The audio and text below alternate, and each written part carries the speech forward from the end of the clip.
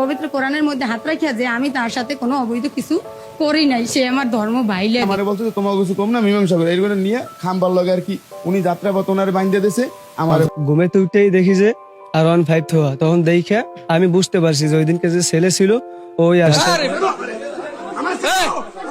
ঘটনাটি উজিরপুর উপজেলার বামরাইল ইউনিয়নের মোরাকাটি গ্রামের ফরাজি বাড়িতে। স্থানীয় সূত্রে জানা যায়, গৌরনদী পৌরসভার উত্তর পালরদি এলাকার সাদ্দাম হোসেন মোটরসাইকেল যোগে প্রবাসীর স্ত্রীর বাসায় আসেন। আমার খাবার রুমেরও দরজা মেলা, কারণ আমি খাবার গরম করছি, এই কারণে খাবার রুমের দরজাটা মেলছি। আমার রুমের জানলাটাও মেলা ছিল। ভুক্তভোগী প্রবাসীর স্ত্রী জানান, সাদ্দাম তার ধর্ম ভাই এবং তাদের মধ্যে কোনো অবৈধ সম্পর্ক নেই।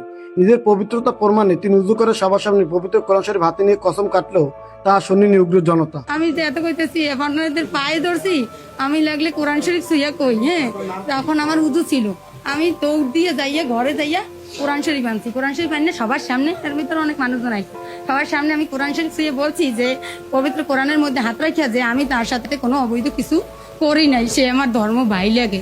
আপনারা উদৌদি আমার মায়ের না বলবো যে না, আর ভাইয়া এত অসুস্থ, ভাইয়ার এখন হসপিটাল নেওয়া লাগবে। উল্টো সাদ্দাম ও নারীকে টেনে ইসড়ে ঘরের বাইরে এনে উঠোনের বৈদ্যুতিক খুঁটির সাথে রশি দিয়ে বেঁধে ফেলা হয়। এরপর সাদ্দামের মাথায় হেলমেট দিয়ে আঘাত এবং এলোপাতারে ঘুষে মেরে নাক মুখ দিয়ে গলগলা রক্ত বের করা হয়। আমাদের এত পরিমাণ মারছে, এখন আমি দেখি যে আল্লাহ ছাড়া তো কোনো গতি নেই, আর থানা ছাড়াও কোনো গতি নেই। আর এই ভাইয়ার বাসাই তৈলে এখন হাসপাতাল নেওয়া লাগবে, এমন অবস্থা আমি বুঝি যে হে হয়তো মারা যাইবে, কারণ নাক আর মুখ দিয়ে সমানে খালি গলগলাই রক্ত পড়ছে। ওই জায়গা তো মারছে পরে আবার এই রুমের ভিতরে আনছে। রুমের ভিতরে আইনাও 3-4 জনে মনে করেন কিছু মায়ের মধ্যে দিয়েছে। আমি বাঁচার লেগে আবার দৌড় দিয়ে আসছি। পরে আমার ভিতরে বাইরে আনিয়েছে যে তোমার কিছু কম না, এ করে নিয়েছে।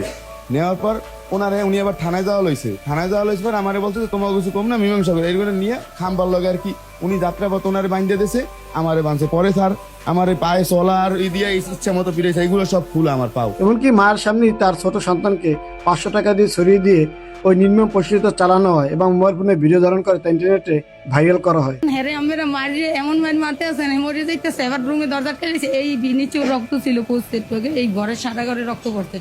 তারপরে আমি কি করছি, আমার ছেলে দৌড়িয়ে মেলা করছে যে ডাক্তার আনবে। আমার ছেলে আমারও অনেক বাঁচানোর চেষ্টা করছে। আমার ছেলে কইছে আমার আম্মুরে মারেন না, আমার আম্মু কোনো অন্যায় করে নাই, আমি ঘরে ছিলাম। তো আমার মাথায় ছিল হেলমেট ছিল। এই যে লোকটা, এই যে দাঁড়িয়ে এলাম, উনি ভাই আমার আইয়ে হেলমেট দিয়ে একটা মাথার বাড়ি দিছে আমি উমাগর করে চিক করে দিছি। ওই জায়গা চিক করে দিছি, আমার নাক মুখ পাশে ঘুষছি 3-4 জন এলো তারি। পরে বেলাট পরে ওনাদের ঘরে এখন আছে। এই যে আমার পাঞ্জামিতে সব জায়গা বেলাট, এই যে আমার এই যে রক্ত এখনো দেখেন আমার মুছাইছে, ওনারা নিজেরাই দুইয়া মুছাইছে। এদিকে সাদ্দামের বাবা আকবর হোসেন তালুকদার এই ঘটনাকে সম্পূর্ণ পরিকল্পিত ষড়যন্ত্রমূলক বলে দাবি করেছেন।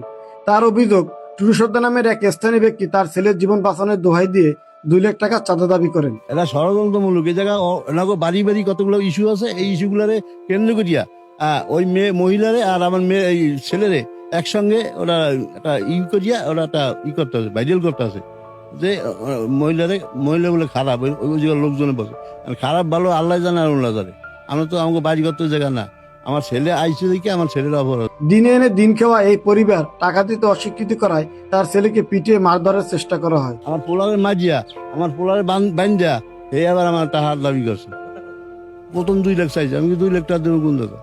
আমি দিন খাই আনি, আমরা 600-700 টাকা বেচা কেন করি। আমার পোলার ওইরকম দেখলে কি পোলার গাড়িটা আমার নিজের টাকা কিনা না। পরবর্তীতে ভিডিওটি ভাইরাল হলে উজিরপুর থানা পুলিশ ঘটনাস্থলে পৌঁছে রক্তাক্ত অবস্থায় 2 জনকে উদ্ধার করে থানায় নিয়ে আসে এবং অনৈতিক কর্মকাণ্ডের অভিযোগে একটি মামলা দায়ের করে। ফোন দিছি স্বাস্থ্য ভাই সোহেল ভাইরে, যেহেতু কেউ আমার কথা বিশ্বাস করবে না, ওই দিন কেউ জিনিসটা ছুটতে গেছে, তাই আজকে হেগরে ডাকার পরে ধরলাম।